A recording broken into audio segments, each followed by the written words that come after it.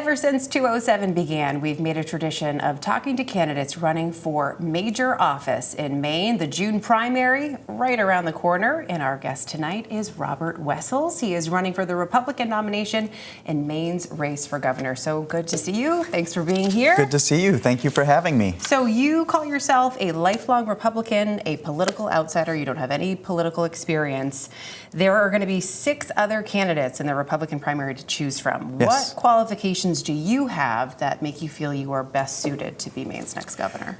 So I am a political outsider. I did, however, spend 4 years as selectman in the town of Paris, and so there's a little bit of government experience there, and I think that brings value where I bring a fresh perspective. And I think that's what Maine needs, is we need somebody who isn't just going to do more of the same, and we need to change directions, and I can bring that fresh outside perspective. I have that little bit of government experience on the local level, so I'll know how my decisions in Augusta are affecting the local government and the schools. At the same time, I bring 20 years of business experience and budgeting experience, both business, town, and personal. And so I think all of that combines for a lot of what we need right now in Maine. And as you're talking about budgeting here, yes.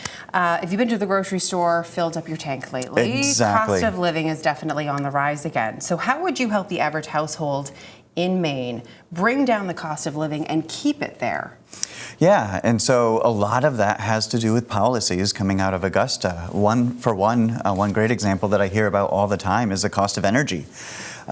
Continues to skyrocket, and our policies right now that we've been pursuing for the last years in Augusta are primarily for wind and solar, and they're not efficient. And so we need to get to cheap, reliable energy that works for everyday Mainers. I was going to ask you about energy because the Mills administration has gravitated towards wind power as a solution. Do you see this as the best solution, or do you have other alternatives that you want to bring to the table? Yeah, absolutely not. Again, wind and solar are not the most efficient out there, and they're not the cheapest. So we absolutely need to increase hydro, and I'm going to say the word, we need to get into nuclear.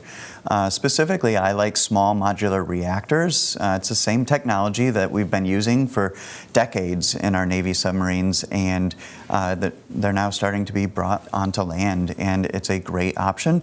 Maine has to get energy independent. Right now, we're absolutely depending on everybody else for energy, and it's costly, and Mainers can't afford it. Another costly part of living right now is just finding a home, living, renting, wherever you are. We've seen home prices in Maine soar over recent years, making it nearly impossible for first-time homeowners to kind of get into the game. What is the first thing that you would do to make owning a home more affordable for everyone? Yeah, so that's a very real question for me. My wife and I own our home. However, we have a 17, 19, and 21-year-old living in our basement. So that is absolutely a priority for me.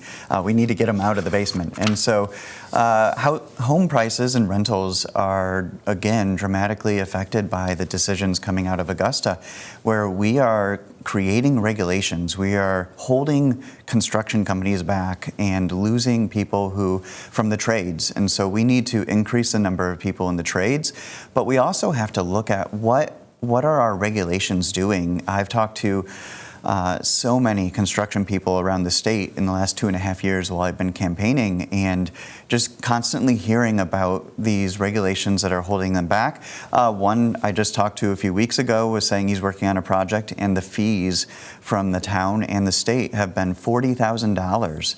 And so again, that is built into your home price. And if we don't get these under control and get Augusta out of industry, then we're just going to continue to see them climb.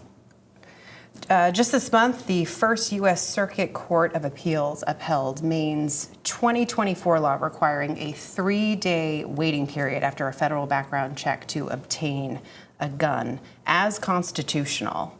Do you support this law, or would you change it? I do not. I would love to see that go away. We need to fight it because I am a big Second Amendment guy, and waiting 72 hours I don't believe is constitutional. Would you have an alternative to that? Let's go back to the way it was. It was working just fine. Maine now ranks 41st in the country when it comes to education. Yes. That's according to 2025 data. Before that, we were ranked 37th. Experts say this has happened because of low preschool enrollment, low test scores, and declining graduation rates. What is the first step that you would take to make Maine's education system better? Yeah, great question. I think the 41 is actually a little high, depends on what you're measuring, but the reality is that we were top of the nation back in the 90s and we've fallen. And I don't want to oversimplify things, but the reality is we have to focus on actual education. We have to focus on the fundamentals, your math, your science, your reading. Right now, we are focused on DEI, CRT, SEL. Our own commissioner has actually said we're going to focus on SEL as opposed to focusing on the fundamentals. When you look at Mississippi, who's in a similar financial state as we are, they have moved that lever. They've moved the needle from 49 to near the top 10 in the nation just by simply focusing on literacy. And so that, to me, that's encouraging. It can be done. We just absolutely have to do that. We also have to put competition into our education system. If our purpose is to get our young people ready for life after school, then it shouldn't matter whether it comes from public school, private school, charter school, homeschool. My kids are homeschooled.